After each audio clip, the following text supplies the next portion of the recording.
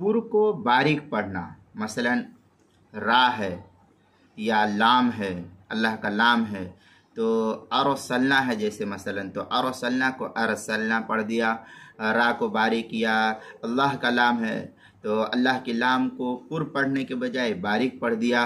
तो इसी तरीके से जैसे क्या नाम है हुदूदुल्लाहि, तो ये अल्लाह का लाम पुर है, दुल्लाहि। और इसी तरीके से बलिल्लाहु या अऊदु बिल्लाहि बिस्मिल्लाहि, ये अल्लाह का लाम बारीक है, तो पुर को बारीक पढ़ दिया। तो इसका क्या मसला है?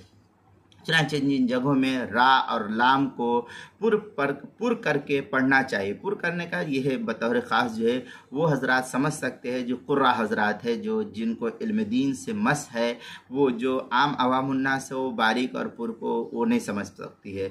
ये एक इल्मी बहस है, इल्मी मसला है।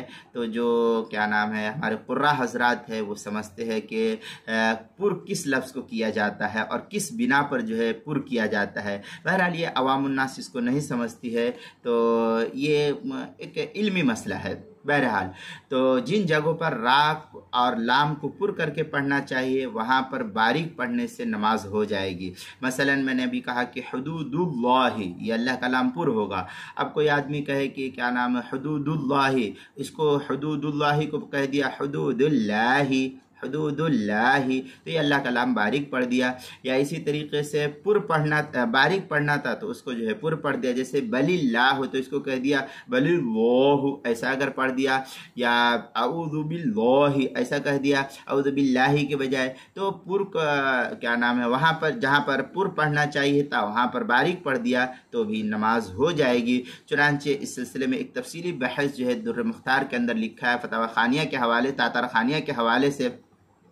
हका अनिस सफ़ार अन्नहु कान यक़ूलु अल-ख़ता इज़ा दख़ल फ़िल हुरूफ़ ला युफ़सिदु लिअन्न फ़ीही बलवा आम्मतुन नास। इस तरीके के अल्फाज जो दुर्र मुख्तार माशामी जिल्द नंबर 1 सफ़ा नंबर 633 किताबुस सलाह बाब मा युफ़सिदुस सलाह व मा यकरू फ़ीहा मसाइल ज़ल्लतुल क़ारी, जो एच.एम. सईद कराची का छपा हुआ नुस्खा है उसके अंदर। ये तो बारीक पढ़ने के सिलसिले में।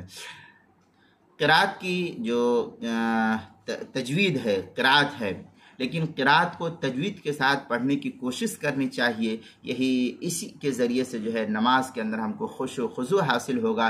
जिस कदर नमाज के अंदर कुरान पाक को और उसकी तिलावत को एहतमाम के साथ किया जाएगा और उसके हरूफ की अदायगी को एहतमाम के साथ किया जाएगा तो सही तरीक़े से हमारे नमाज के अंदर जो है खुशू व खुज़ू पैदा होगा।